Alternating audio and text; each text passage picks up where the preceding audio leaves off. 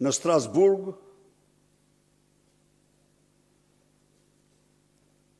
raporti i delegacionit të Këshillit të Europës që observoi zgjedhjet, ndërhyrjet që u bën ishin një damkosje re e madhe e farsës elektorale të 11 majit. Rekomandimet e këtij raporti, siç theksova dje, janë asgjësuese. Në këto rekomandime janë ndarja e partisë nga shteti.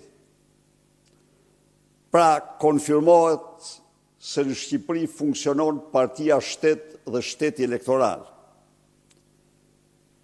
Rekomandohet reformimi i skapit, duke konfirmuar në të mënyrë tezën sa i quhet SPAK, së është asgjë tjetër vetëm një skap i partisë bashkautor në krimin e madh elektoral ndaj shqiptarëve.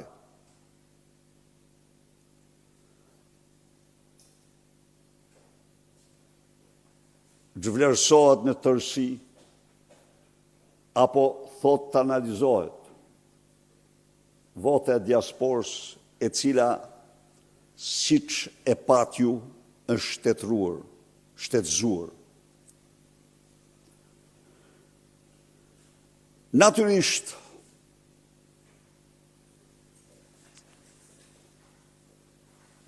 ndërhyrjet brutale në proceset e farsë elektorale ishin të shumë llojta. Por, dhe njëherë, në çdo vend dhe në çdo shtet, një proces zgjedhor asgjësohet dhe shtrohet në farsë elektorale kur partia bëhet shtet dhe shteti parti. Ky është kushti i gjitha kushteve për ta zgjesuar procesin e drejtë zgjedhor, për ta shtruar atë në farsë. Ky është kushti më themelor. Në rastin konkret, sot do paraqes para jush abuzimin masiv me pushtetin ekzekutiv të agjensive të shtetit elektoral për të blerë vota në shkelje flagrante me ligjin e vendit dhe parimet ndërkombëtare të zgjedhjeve të drejta. Mikrofonin. Këtu jemi tek fresku. Këta kriminal elektoral po ndajnë aty certifikata pronësie leje legalizimi. Është vetëm pak ditë para fushatës elektorale, publikisht.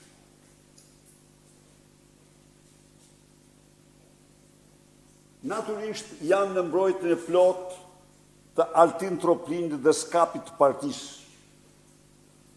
Një kujtesë ligjore, Neni 91 i kodit zgjedhor pika 4 thotë: 4 muaj para datës së zgjedhjeve deri në formimin e qeverisë së re, pas zgjedhjeve, ndalohet propozimi, miratimi ose nxjerrja e akteve ligjore ose nënligjore, të cilat parashikojnë dhënien e përfitimeve për kategoritë të caktuara të popullsisë të tilla si rritje pagash pensionesh, mbështetje ekonomike ose sociale, ulje apo heqje taksash, amnisti fiskale, dhënje pasurish apo shpërblimesh, përjashtim bëjnë vetëm rastet kur nismat kurzohen nga gjendje fatkeqësisë natyrore. Tjetër, kjo tabelë paraqet total e legalizimeve pikërisht në harkun kohor të ndaluar me ligj. Në harkun kohor të ndaluar me ligj në qarqet e vendit. U realizuar në Berat 419 legalizime.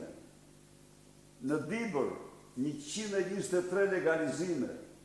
Në Durrës 928 legalizime. Në Elbasan 424 legalizime. Në Fier, Lubia është e papërmbajtur. Durrësi i Erbyes Agasit dhe Fier Lubi Ballukut janë 801 legalizime. Gjirokastra 68, Korça 394, Kuksi 124, Tirana e Blendi Edi Rams 1931 legalizime, Vlora 590, Lezhë 116. Në total janë dhanë leje legalizimi 5.990, pra 6.000 leje legalizimi. Imagjinoni këto, minimumi 3/5 vota se sa u blen vetëm me lejet e legalizimit.